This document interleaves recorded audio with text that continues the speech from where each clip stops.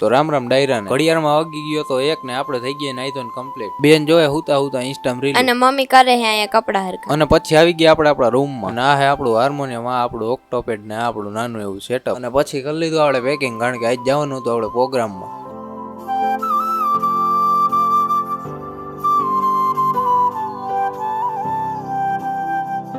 પછી વયા ગયા મેળી ઉપર ઘડીક વાહર કાવાનું. પછી આવી ગયા આપણે આપણા ચીટુબેન પાસે. અને બાન દાદા બેઠા હતા બજારમાં. બાએ કીધું કે રાખ લેતી, કારણ કે ભાઈને કાઢવાના હતા વાણ અને રાખ તો મળી ને એટલે પછી કરી દીધા ન કરવાના ખેલ ચાલુ.